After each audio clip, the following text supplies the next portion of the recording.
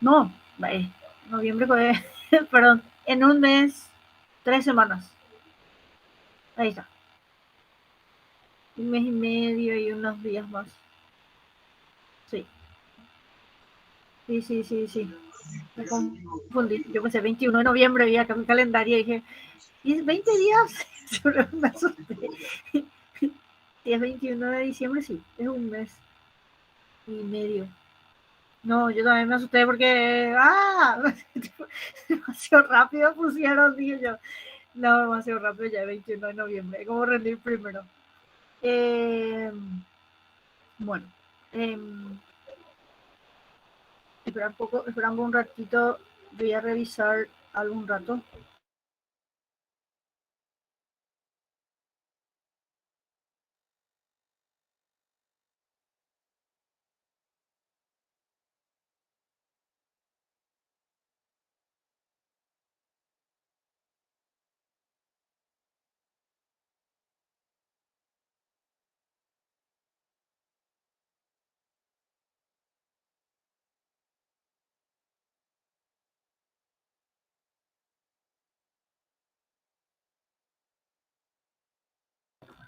Bueno, creo que tenemos, bueno, en cuanto a las correcciones, o sea, estoy entregando por parte todas las planillas, porque justamente tenemos que ir entregando tanto las calificaciones de los exámenes con el tema del proceso. Lo que ellos dijeron, como les mencioné, es que ya estaba la planilla habilitada y que podíamos pasar para cargar calificaciones. Probablemente la semana que viene termine de corregir, ojalá. Y voy a tener una idea también en cuanto a sí, cómo están y voy a pasar en general. Hay un examen que me falta pasar, que es el de Andrea. Ya mandé la nota a la profe Antar. Me dijo que cuando vaya a cargar las calificaciones, o sea, pasar a la planilla en físico, que ahí vuelva a cargar toda la planilla del primer parcial en un archivo en limpio y ahí volver a ahí cargar tu nota, ¿verdad? Solo que quedó pendiente. Bueno, creo que habían dado elaboración de artículos con el profe Enrique el lunes y de alguna manera, o sea, yo le había mencionado que sí o sí terminábamos antes de, de terminar las clases del programa porque se abarcó los temas, ¿verdad? Eh, bueno, ¿qué temas creen ustedes que necesitan un repaso? No me digan todo, por favor, porque es demasiado largo, ¿verdad?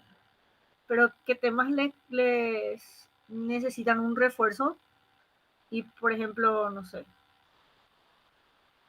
una semana antes del examen final también repasamos, ¿verdad?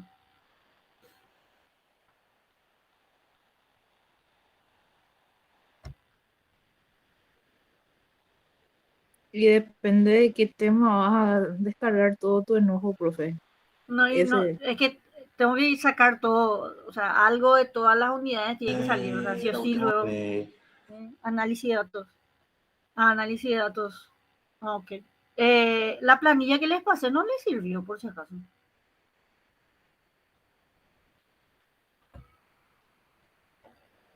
De por sí tiene que salir, bueno, todo el contenido, ¿verdad?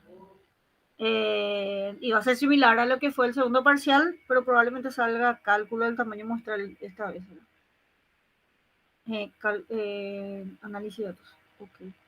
Um, bueno, em, referente a análisis de datos, lo que es importante tener en cuenta es justamente lo básico, ¿verdad? Manejar sí o sí variables y escala de medida, porque según el tipo de variable se puede aplicar algún tipo de prueba estadística.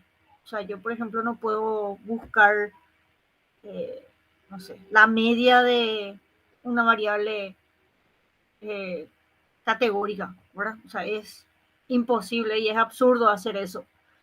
Entonces, de alguna forma también es el hecho de que ustedes puedan discriminar los tipos de variables según sus características, de su naturaleza en sí, va a ayudar a que puedan identificar qué pruebas aplicar, ¿verdad? Ahora voy a buscar esa presentación. justamente porque generalmente, donde dice clases,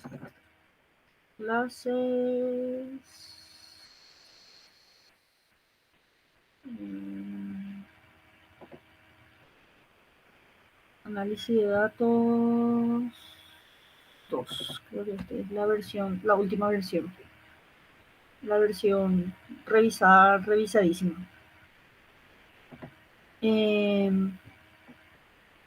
Voy a compartir pantalla también.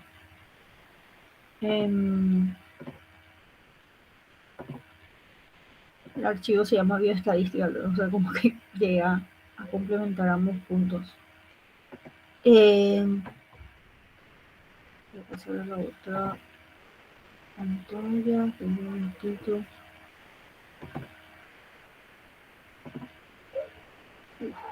Research.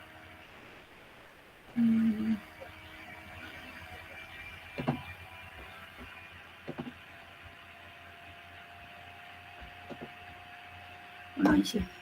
Bueno, creo que una clave principal es saber los tipos de variables para saber qué pruebas estadísticas se aplican en función a las variables y obviamente de acuerdo a los objetivos del trabajo.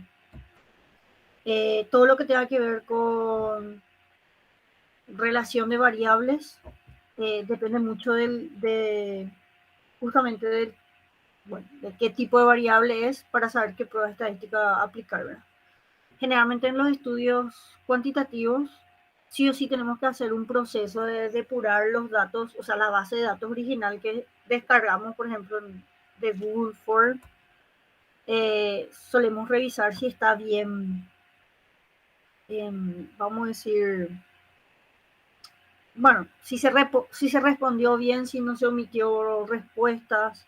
A veces, por ejemplo, hay preguntas que no son obligatorias, entonces revisar si se puede, bueno, si está acorde la respuesta en base a lo que es el objetivo del trabajo, ¿verdad? Y según el objetivo se seleccionan las pruebas estadísticas que ustedes ya plantean dentro de lo que es el trabajo.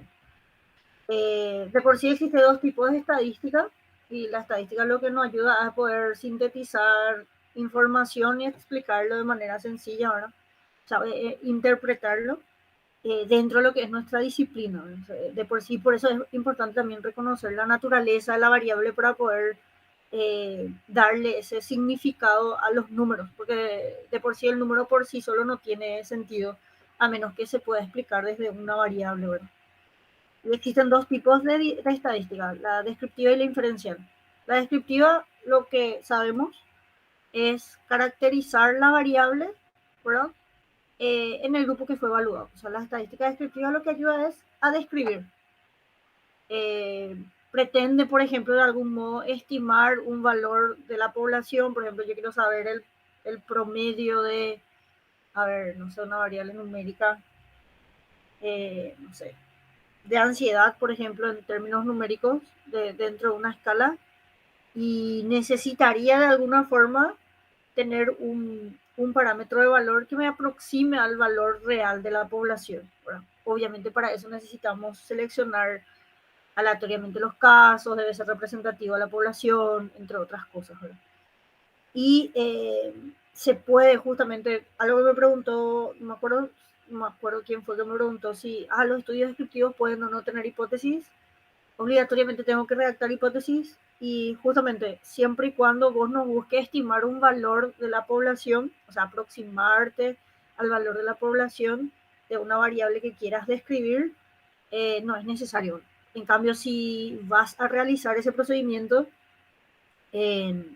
por ejemplo, los estudios de prevalencia, bueno, epidemiológicos de prevalencia, trata de identificar cuánto de la población tiene una patología, ¿verdad? Por ejemplo, y se trata de aproximar a la característica poblacional, ¿verdad?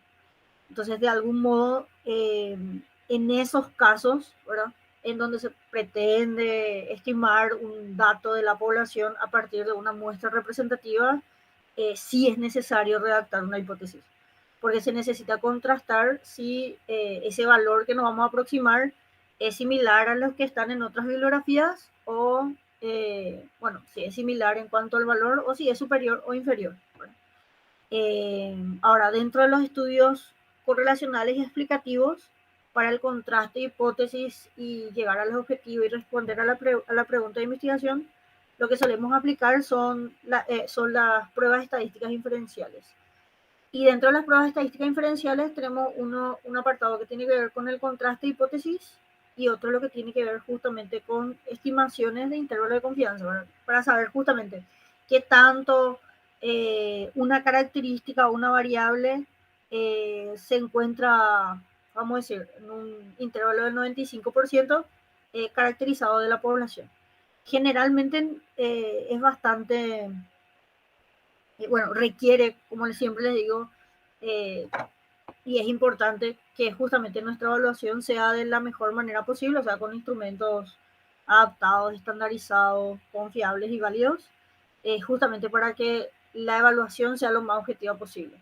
Y después lo que es la selección de sujetos, o sea, es importante la selección adecuada de sujetos para que nuestros datos sean los más adecuados posibles, como habíamos mencionado antes con principio max-min-com. O sea, es importante seleccionar adecuadamente durante la planificación del proyecto, el instrumento y bueno, y la selección de los sujetos, porque los errores que ya tengan esos apartados no se va a solucionar con el análisis de datos. Muchas veces te dicen, no, eh, como dentro de lo que es los principios corresponden a los errores aleatorios, ¿verdad? Vamos a decir que el trabajo ya viene contaminado si no se elige bien los sujetos y si no se elige una prueba, aparte de la prueba estadística, mejor dicho, el instrumento adecuado para evaluar la variable que ustedes pretenden hacer. O sea, entonces, esa aplicación del proceso de recolección de datos es súper fundamental por eso. Entonces, dentro de lo que es el contraste de hipótesis, corresponde específicamente a lo que ya saben, que es verificar con qué hipótesis se quedan según los resultados que reportan los software estadísticos, ¿verdad? Si se acepta, bueno, si se rechaza la hipótesis nula o se mantiene, ¿verdad? Y al rechazar la hipótesis nula, sí se acepta la hipótesis de investigación o en caso de que existan otras pruebas unilaterales, o sea, de hipótesis unilaterales, especificar justamente qué dato permanece, ¿verdad? Entonces, de alguna forma es dentro de lo que es contraste de hipótesis y así también buscar datos de estimación de intervalos de una población también es algo que se hace dentro de lo que es esta estadística, ¿verdad? Y como ya sabemos, o sea, de por sí es importante la selección adecuada de sujetos, la buena elección de un instrumento y obviamente para la vamos a decir, para el análisis de datos es importante reconocer algo súper importante que son los supuestos para saber cuál es la prueba estadística más adecuada en función a cómo se distribuyen los datos en la muestra de estudio, ¿verdad? Entonces, de por sí, para poder entender análisis de datos hay que entender variables. Eso es algo fundamental. O sea, si a la gente le cuesta identificar qué es una variable y cómo se está midiendo, va a tener problemas en saber elegir qué prueba estadística aplicar. A mí me pasó que en un trabajo de doctorado de la Universidad Católica me había contratado a una persona para que le ayude a interpretar y analizar sus datos. Y me pedía correlación entre, no sé, rendimiento académico y sexo. Y yo le decía, una correlación de Pearson yo no puedo hacer porque el sexo es una variable cualitativa. Lo que puedo hacer es comparar los promedios o la mediana según el sexo, pero no correlacionar así en términos numéricos, porque justamente la gente eh, ve números en la codificación de las respuestas en la base de datos y automáticamente piensa que por ser números se puede correlacionar así como por aplicar una prueba estadística. Entonces, la idea es que el hecho de identificar las escalas de medida, bueno, ya sabemos que si hay categorías de por sí son variables cualitativas, ¿verdad? Especialmente la más cualitativa de todas es la nominal, y generalmente suelen haber unas ideas de que es cual y cuant y la escala ordinal, ¿verdad? Y lo de, en esencia, numérico, intervalo y razón, ¿verdad? O sea, dependiendo del rol que cumple el cero o el inicio de la medición de la variable, ustedes van a identificar cuál de las dos escalas corresponde, ¿verdad? O sea, sí o sí, si la variable eh, dentro de la medición cero significa ausencia de la variable, estamos ante una escala de razón y si los valores empiezan en 20, en 10, menos 8 o en cualquier valor numérico por encima o por debajo de 0, estamos dentro de lo que es una escala de intervalos, ¿no? O sea, eso como para poder tener en cuenta. Entonces, por eso es importante comprender el cómo se mide la variable de por sí, cómo son los ítems. Generalmente nosotros en psicometría tenemos escalas sumativas, o sea, lo que correspondería a que los ítems que se presentan en los tests indican que a mayor puntuación, mayor aptitud, mayor rasgo, mayor, vamos a decir, atributo presenta un individuo, ¿verdad? Entonces, de alguna forma, eso está respaldado justamente por lo que tiene que ver con las teorías de medición. Lo importante es reconocer justamente o comprender cómo se mide para que se pueda elegir adecuadamente las pruebas estadísticas. Generalmente en las variables cualitativas, bueno, ya saben, en cuanto a descripción, se dan en tabla de frecuencia y porcentaje. Dentro de lo que son los estudios de presentación en artículos o en artículos científicos, la mayoría de las veces, bueno, generalmente se presenta en tablas de frecuencia y porcentaje. El porcentaje tiene sentido usar siempre y cuando tengas como mínimo 100 individuos dentro de la muestra, ¿verdad? Porque puede haber un sesgo en la interpretación de los resultados si tenemos menos de 100 casos y utilizamos, por ejemplo, el porcentaje para interpretar los resultados, ¿verdad? Entonces, no sé, voy a decir el 50% de la muestra y ¿cuántos son? 30. O sea, como que puede haber una interpretación, un sesgo de interpretación que se denomina sesgo de información justamente a la hora de interpretar los resultados. Entonces, Y si es menos, entonces, profe. solo frecuencia. Si son menos de 100 casos, solo frecuencia. Profe, Hola. vale. Bueno, bueno. Bueno, y los gráficos, ¿verdad? Algo que nos dice normas APA y es algo que tengo que recalcar es que se presentan los resultados ya sea en tablas o en figuras. Si son pocos datos, los pueden describir en un párrafo. Por ejemplo, yo digo, la edad mínima de los estudiantes fue de 20 a 35 años con una media de 25,5 y una desviación estándar de 3,2, ¿verdad?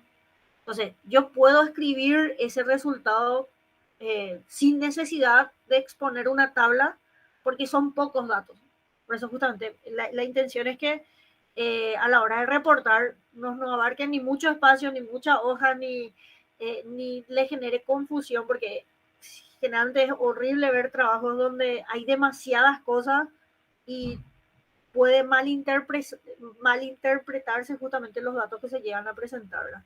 Entonces es sencillo, concreto y al grano a la hora de reportar resultados, ¿verdad?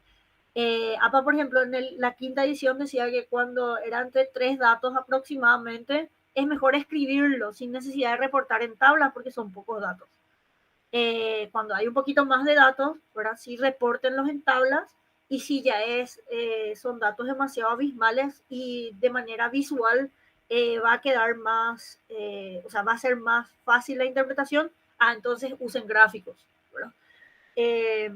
Entonces generalmente se opta en presentar o en tablas o en figuras, pero no los dos, porque no tiene que ser redundante la información que se está presentando a la hora de reportar resultados, ¿verdad? Y como les dije, variables cualitativas en general, frecuencia y porcentaje, ¿verdad? Y si son menos de 100 casos, solo frecuencia, ¿verdad? Bueno, de por sí, por la característica de la variable en sí, los gráficos que se suelen presentar es tablas mejor dicho, gráficos de barra y también no sé si conocen, bueno, si en algún momento habrán visto gráficos de sectores, que es justamente la famosa tabla, ¿verdad?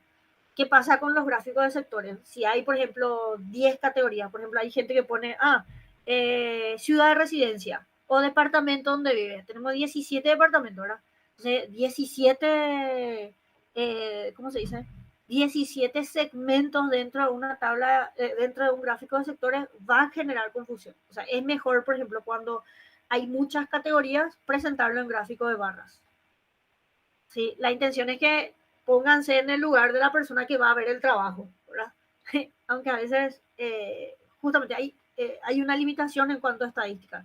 No todas las personas, vamos a decir, se sienten amigables con lo que es la estadística, y tienen justamente limitaciones en cuanto a interpretación. Entonces van a leer mejor lo que dice, para poder comprender relacionado a los datos que se están dando, ¿verdad?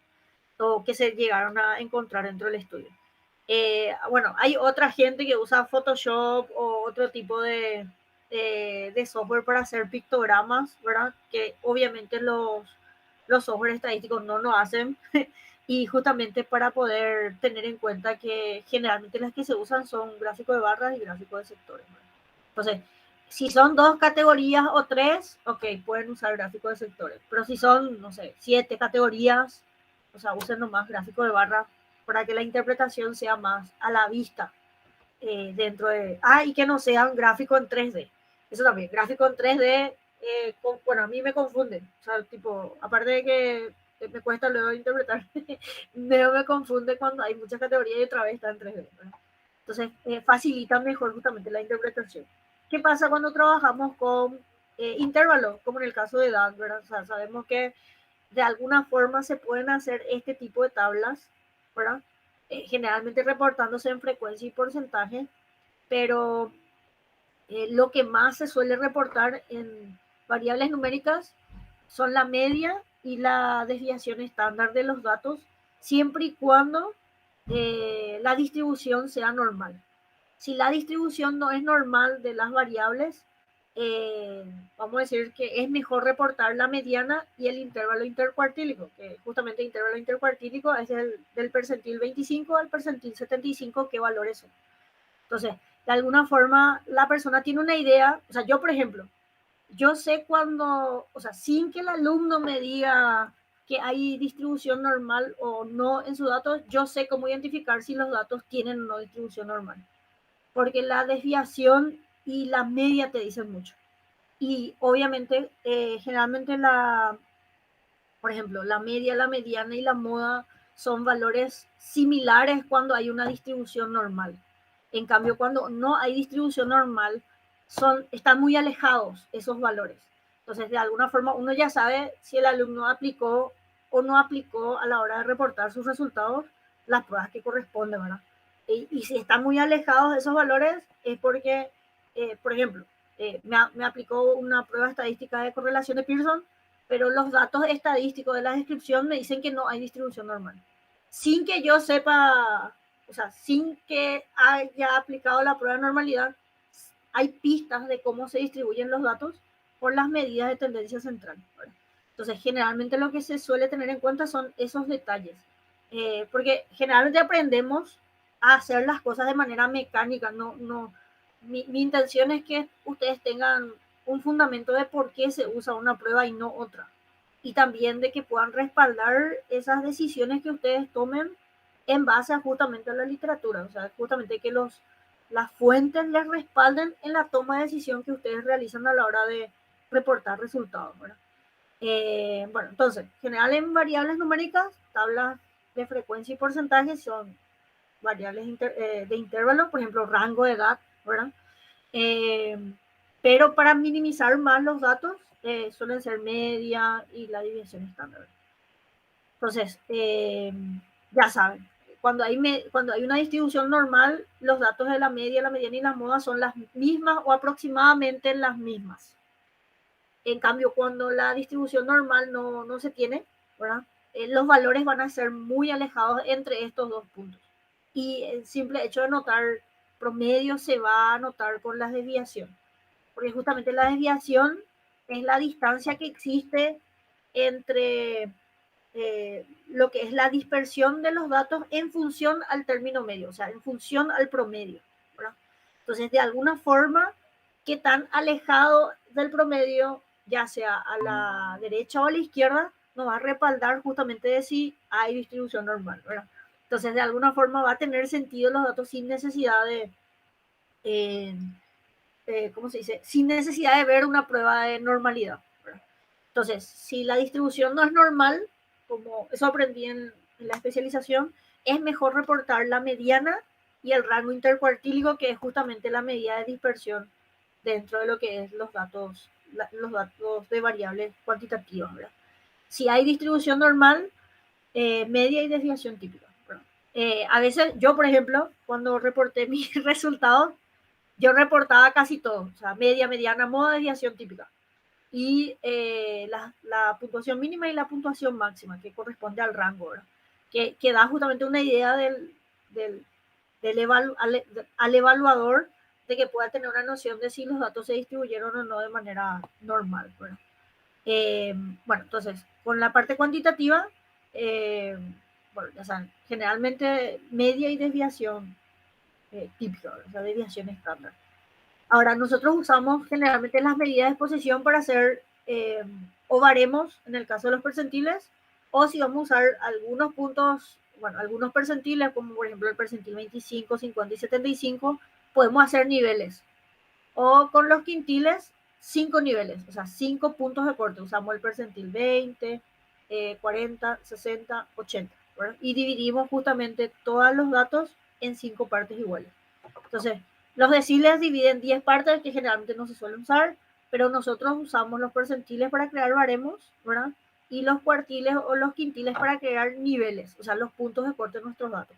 Por eso generalmente si es que ustedes tienen un test que no tienen un baremo, ustedes pueden crear sus propios puntos de corte en función a los datos que ustedes obtuvieron de la muestra que evaluaron. O sea, no hay necesidad de usar un baremo español, un baremo argentino, si ustedes están trabajando, por ejemplo, con una muestra, no sé, de 150 casos de una institución.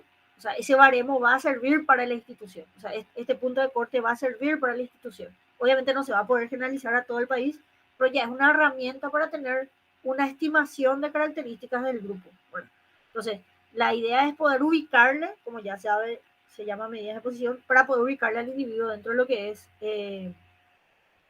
un punto dentro de lo que es la distribución. ¿verdad? Generalmente la simetría y la kurtosis ayuda a darnos cuenta de si hay sesgo o no en los datos. Y obviamente hay simetría siempre y cuando hay distribución normal. Obviamente si bueno, hay asimetría, ¿verdad? Cuando los datos se van desplazando o hacia la derecha o hacia la izquierda dentro de lo que es la campana de Gauss, ¿verdad? Entonces, como para tener en cuenta que se centra más. También de si los datos están muy concentrados en la media, ¿verdad? Si están exageradamente concentrados en la media, se les suele denominar, ¿cómo se dice? Leptocúrtica.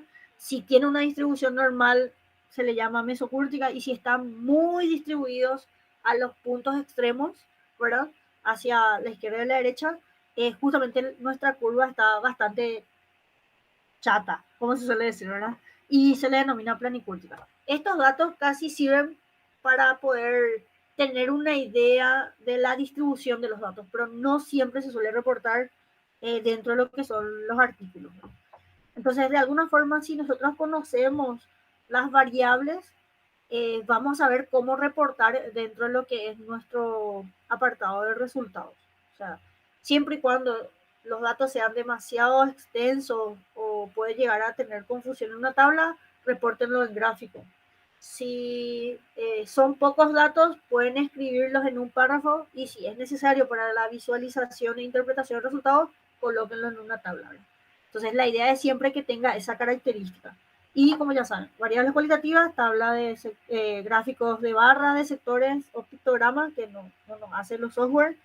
Y si son variables cuantitativas, histograma, ¿verdad? En el caso de variables continuas. Y gráfico de barras si son variables discretas. En general, es como para tener en cuenta.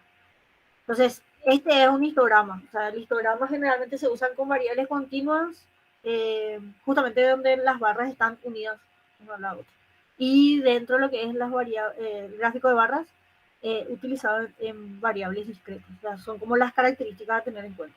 Nosotros no solemos reportar tantos datos cuando se usa la frecuencia acumulada. No sé si se acuerdan de la frecuencia acumulada, que es la sumatoria de las frecuencias hasta llegar al punto total de la cantidad de la población o la muestra que se estudió para reportar resultados, ¿verdad? Generalmente la gente de nutrición lo que suele usar eso, al menos lo que me di cuenta, ¿verdad?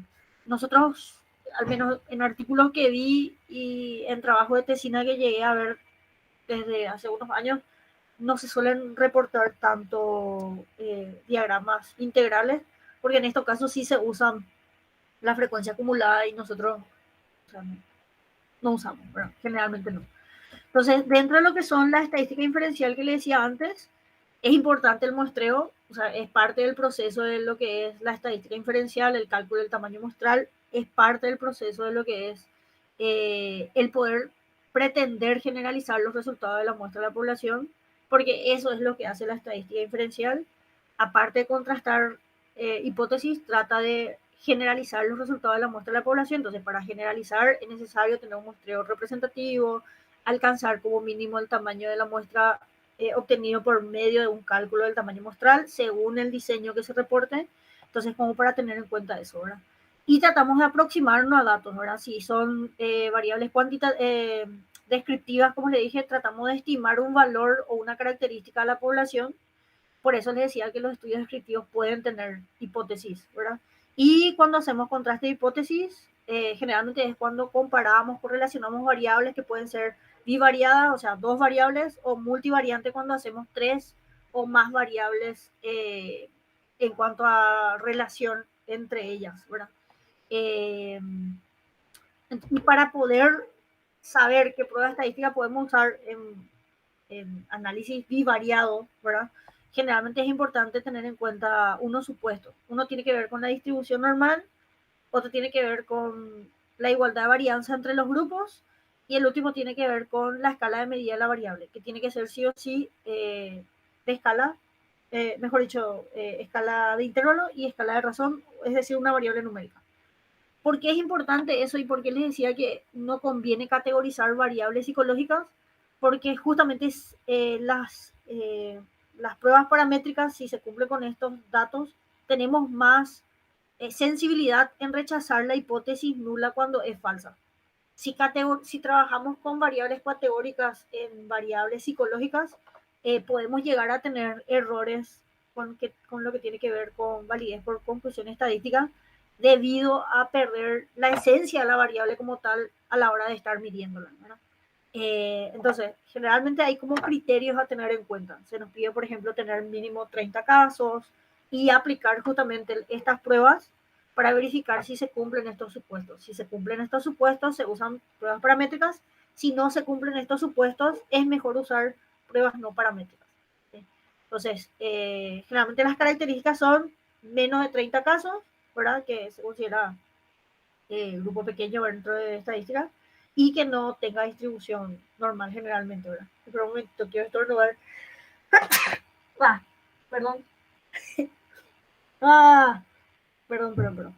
Entonces, como para tener en cuenta a la hora de seleccionar las pruebas. Y habíamos hablado en el principio Max Mincom sobre justamente maximizar la validez experimental, controlar variables extrañas y minimizar los errores aleatorios.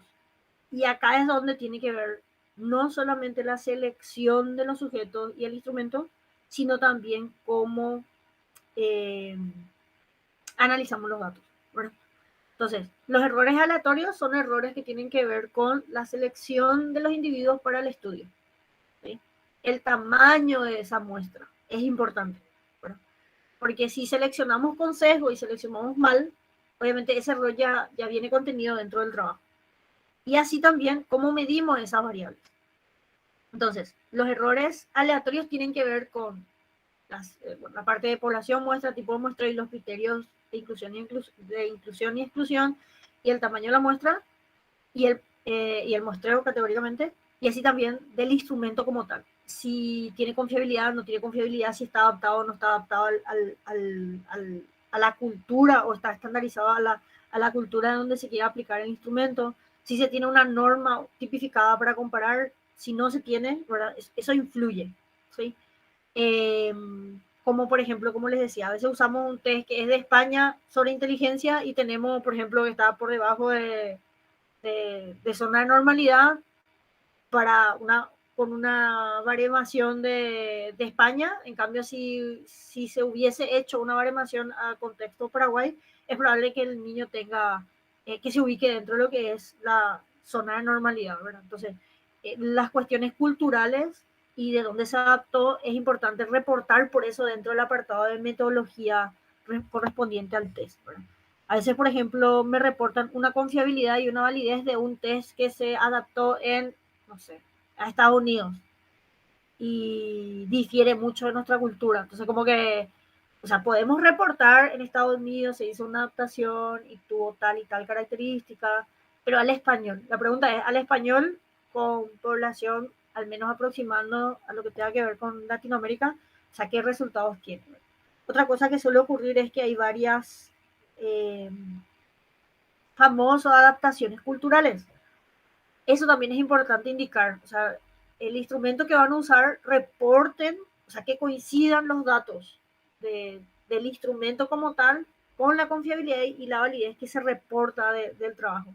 Porque a veces me reportan la confiabilidad y validez de un trabajo que, o sea, de un instrumento español, pero ustedes van a usar uno que se adaptó en Argentina. O sea, el que se adaptó en Argentina, ¿cuál es la confiabilidad y validez? O sea, qué características o qué ítems se modificaron, ¿verdad? O sea, eso sí es importante porque podríamos estar entablando justamente lo que tiene que ver con otra vez validez por conclusión estadística de que el instrumento no sea tan fiable en nuestro grupo o por las características culturales, en cambio en otra población sí funciona.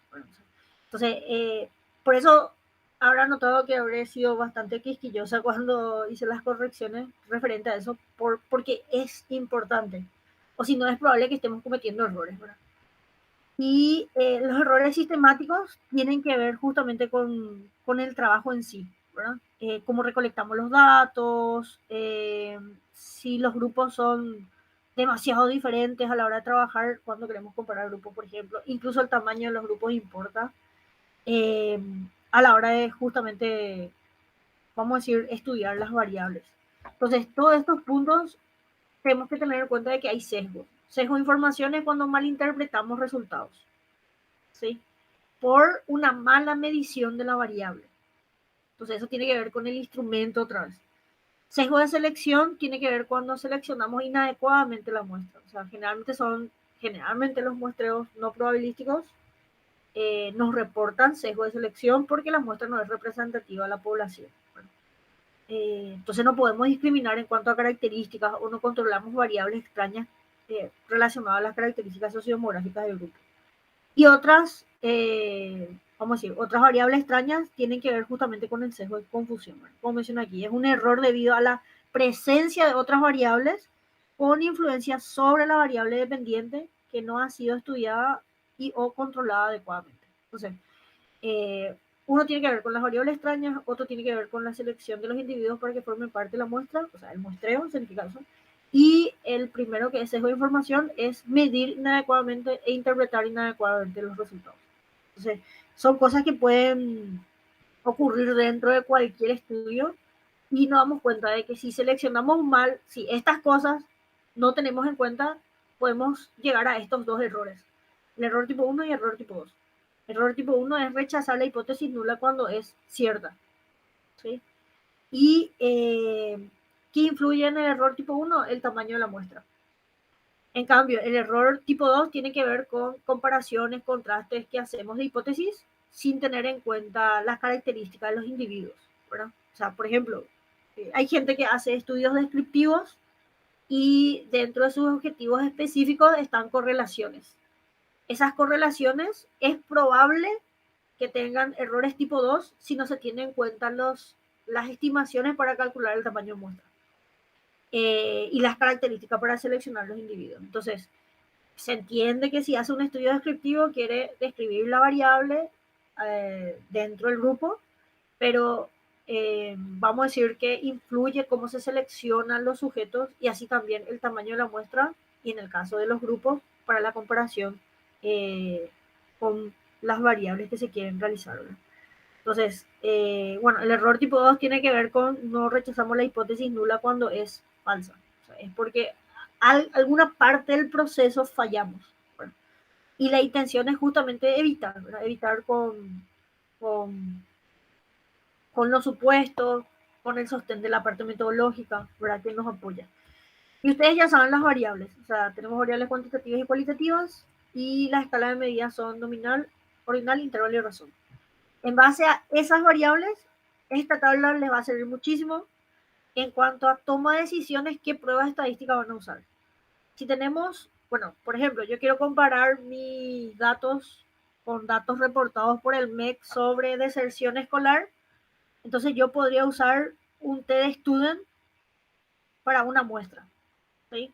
Pero debo corroborar de que haya distribución normal en mis datos, ¿verdad? Si no hay distribución normal y es una variable cualitativa, paso a variable cualitativa a la variable numérica, voy a usar una prueba que se llama chi cuadrado. Si quiero comparar dos grupos, ¿verdad? Famoso según sexo, ¿verdad? Una variable numérica, si cumplo con los supuestos de distribución normal, homocedasticidad, se usa la t-student para muestras independientes.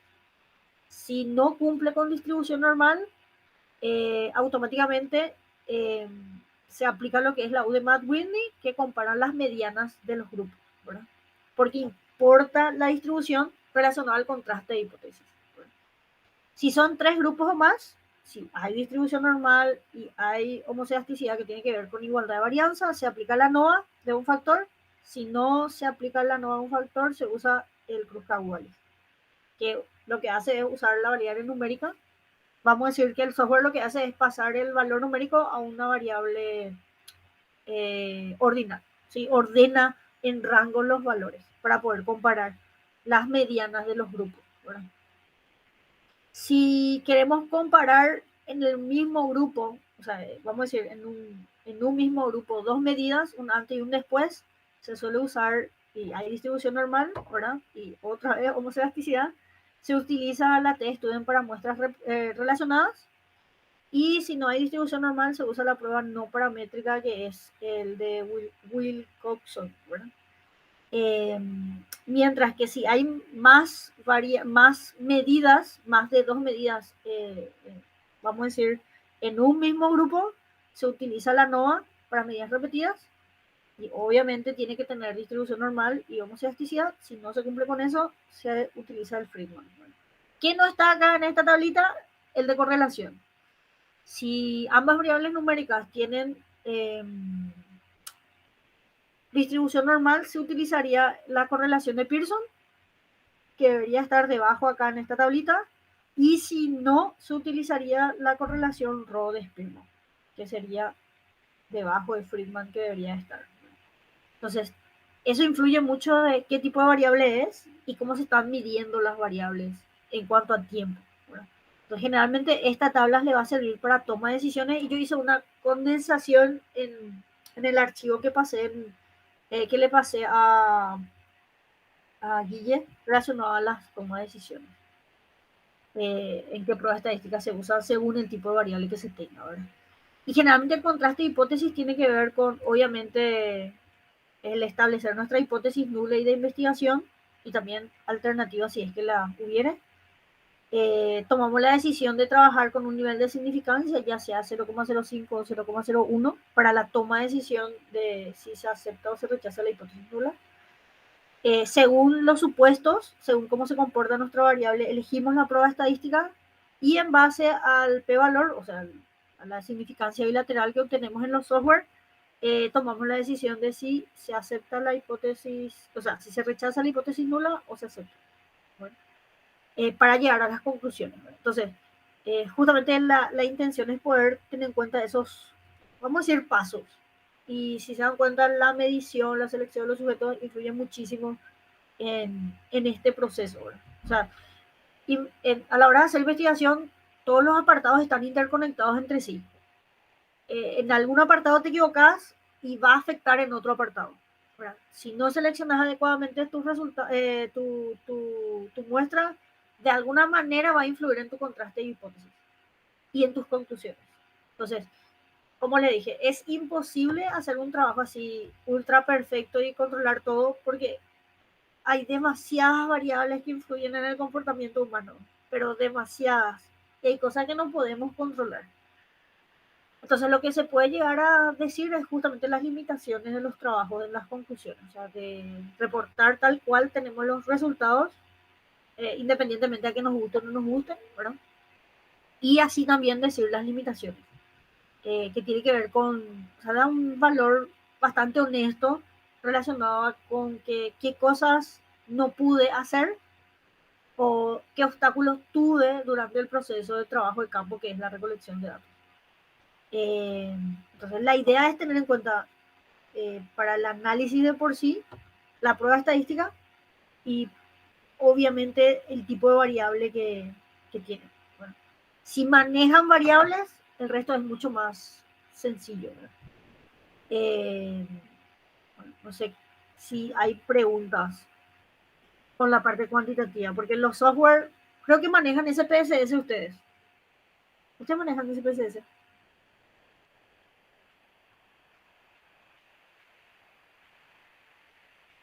Eh,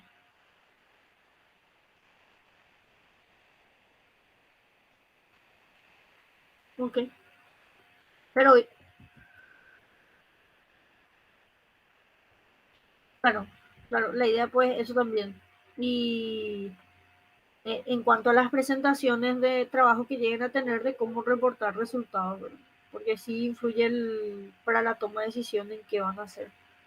La parte cualitativa es más sencillo porque son solo dos pasos, o sea, se dividen en dos procesos, por así decirlo, y es más, es como cuando hacemos análisis literario, ¿verdad? Cuando hacemos en castellano la interpretación y análisis de un texto, analizamos la idea central y secundaria, ¿verdad? Entonces, generalmente ese mismo proceso prácticamente se hace con los estudios cualitativos para poder, vamos a decir, ordenar la información, segmentar y luego comparar entre ellas. O sea, de acuerdo a las semejanzas y discrepancias que existen en las respuestas de los sujetos, ¿verdad? Generalmente lo que sí en cualitativo se reportan en,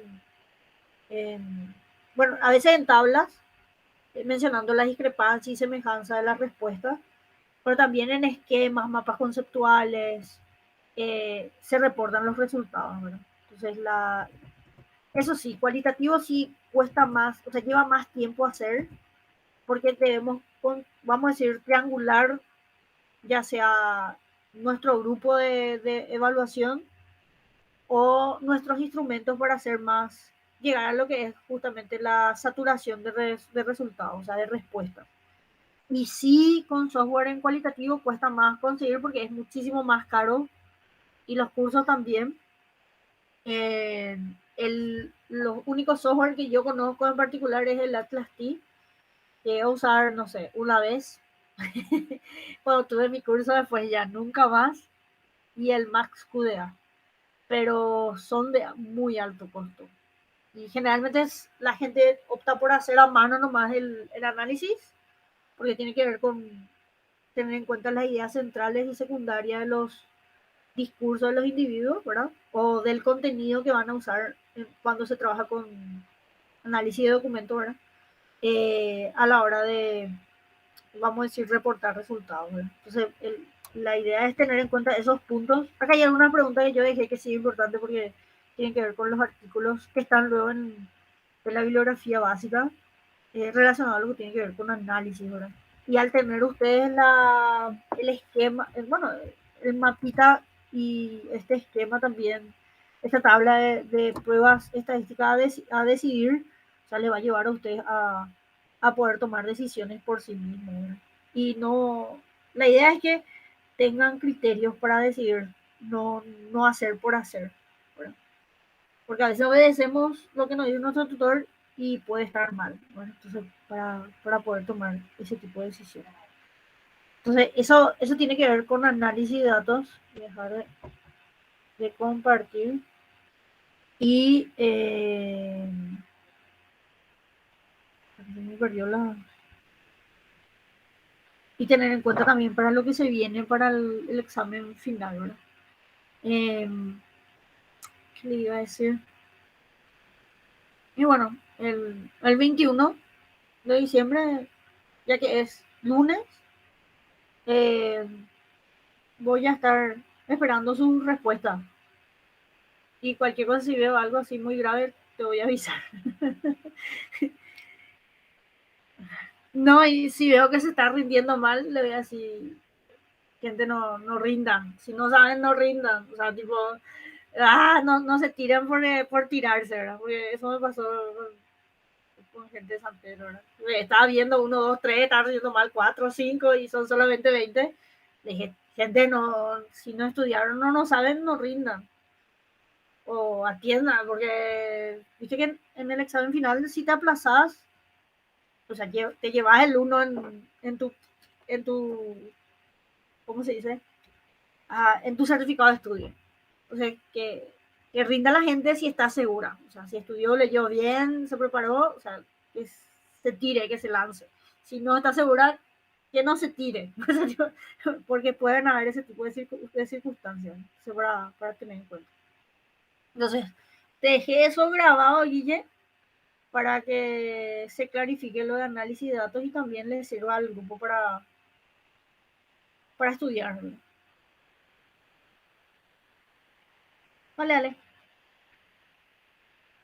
Dale, tranquilo, vos subirlo al YouTube, ¿verdad?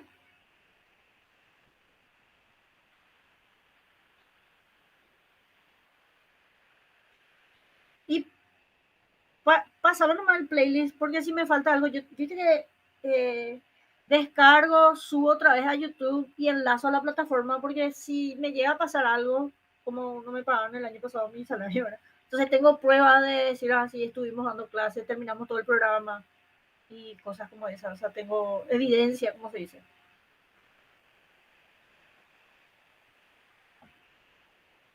Dale, dale, no hay problema.